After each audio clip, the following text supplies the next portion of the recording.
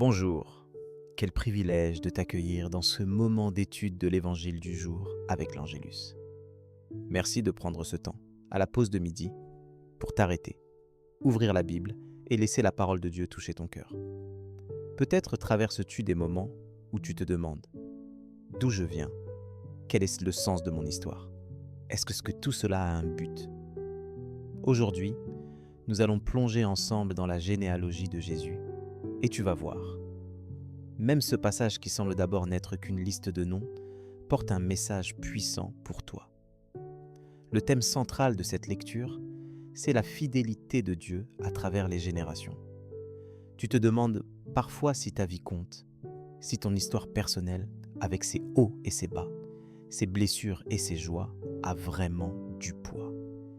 Matthieu commence son évangile en te montrant que même les histoires complexes, mélangeant faiblesse et grandeur, sont précieuses et utilisées par Dieu pour accomplir ses promesses. Ce que l'évangile du jour te dit, c'est que tu fais partie d'un plan bien plus vaste, où chaque maillon a sa valeur et où rien n'est oublié. Pour que nous puissions goûter ensemble à cette profondeur, je te lis maintenant la généalogie selon Matthieu chapitre 1 versets 1 à 17. Généalogie de Jésus, Christ, fils de David, fils d'Abraham. Abraham engendra Isaac, Isaac engendra Jacob, Jacob engendra Juda et ses frères. Juda, de son union avec Tamar, engendra Pharès et Zara.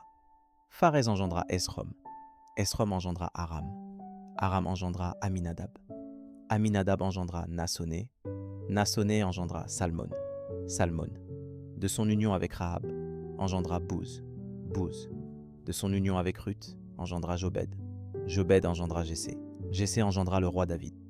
David, de son union avec la femme d'Ouria, engendra Salomon, Salomon engendra Roboam, Roboam engendra Abia, Abia engendra Asa, Asa engendra Josaphat, Josaphat engendra Joram, Joram engendra Ozias, Ozias engendra Joatam, Joatam engendra Akaz, Akaz engendra Ézéchias, Ézéchias engendra Manassé, Manassé engendra Amon, Amon engendra Josia, Josias engendra Jéconia et ses frères à l'époque de l'exil à Babylone. Après l'exil à Babylone, Jéconias engendra Salatiel, Salatiel engendra Zorobabel, Zorobabel engendra Abioud, Abioud engendra Eliakim, Eliakim engendra Azor, Azor engendra Sadok, Sadok engendra Hakim, Hakim engendra Eliud, Eliud engendra Éléazar, Éléazar engendra Matané, Matané engendra Jacob, Jacob engendra Joseph, l'époux de Marie, de laquelle fut engendré Jésus, que l'on appelle Christ. Le nombre total des générations est donc, depuis Abraham jusqu'à David, 14 générations. Depuis David jusqu'à l'exil à Babylone, 14 générations. Depuis l'exil à Babylone jusqu'au Christ, 14 générations. Ce texte nous plonge dans l'histoire même de Jésus, qui n'a pas commencé dans une famille parfaite ou idéale. Au contraire, on y trouve des hommes et des femmes marqués par le péché, la souffrance, la marginalité, mais aussi par la foi. Dieu n'a pas choisi une lignée lisse et sans histoire. Il a choisi d'entrer dans notre humanité, avec ses fractures, ses réconciliations, ses recommencements. Jésus s'enracine dans ce tissu d'histoires humaines, et cela te montre que, toi aussi, avec ton passé, tes faiblesses, tes blessures, tu as une place dans cette grande histoire de la foi. Ce que cette généalogie te rappelle, c'est la fidélité de Dieu dans le temps. Quand tout semble perdu, il n'oublie jamais ses promesses, comme il est écrit dans Ésaïe chapitre 46, versets 3 à 4. « Écoutez-moi, je suis le même, jusqu'à votre vieillesse, jusqu'aux cheveux blancs je vous porterai. Je l'ai fait, je veux encore vous soutenir, vous porter et vous sauver. » Même lorsque l'exil, la rupture ou la défaite semblent dominer, Dieu tisse une histoire de salut encore et encore. La parole de Dieu t'invite à accueillir aujourd'hui cette assurance. Ta vie, avec tout ce qu'elle comporte, est précieuse à ses yeux. Tu n'es pas le fruit du hasard. Tu es voulu, aimé, accueilli dans une chaîne de grâce qui dépasse tout ce que tu peux imaginer.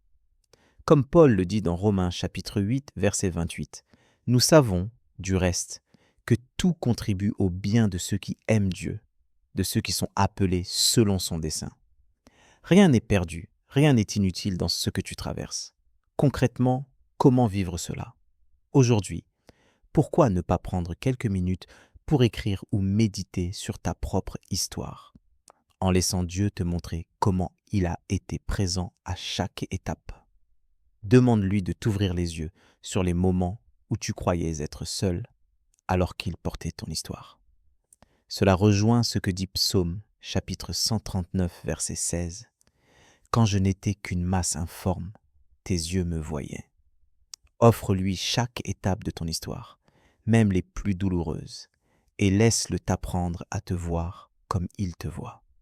Je t'invite maintenant à prier avec moi, en déposant tout cela entre ses mains aimantes. Père, je viens à toi tel que je suis, avec mon histoire, mes fragilités, mes questions et mes aspirations. Je te remercie de me rappeler aujourd'hui que rien n'est oublié, rien n'est insignifiant dans ma vie. Merci pour ta fidélité à travers les générations, pour ta grâce qui surpasse mes échecs, mes doutes et mes oublis. Comme tu as tracé un chemin à travers les histoires de ceux qui étaient avant moi, tu es en train de tisser aussi la mienne, unique et précieuse à tes yeux. Seigneur, donne-moi de voir, là où je ne comprends pas, la trace de ta main dans mon passé. Apprends-moi à relire mon histoire à la lumière de ta miséricorde et à accueillir chaque étape, même les plus sombres, comme des lieux où tu as agi et où tu continues d'agir. Que je puisse te faire confiance, même quand je ne vois pas l'ensemble du tableau, parce que tu es le Dieu qui tient ses promesses. Je te confie mes blessures, mes regrets, mais aussi mes rêves et mes projets. Viens réconcilier ce qui a besoin de l'être. Viens restaurer ce qui a été brisé. Viens me remplir de ta paix.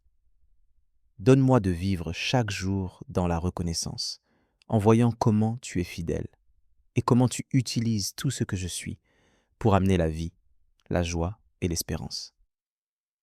Seigneur Jésus, toi qui es venu dans la fragilité de l'histoire humaine, aide-moi à ne pas avoir honte de mon histoire, mais à la laisser être un témoignage de ta grâce.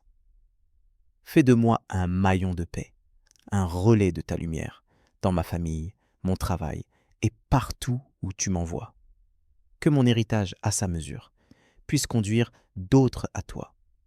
Je veux m'appuyer sur ta parole, m'enraciner dans la certitude que tu prends soin de moi, aujourd'hui et pour toujours.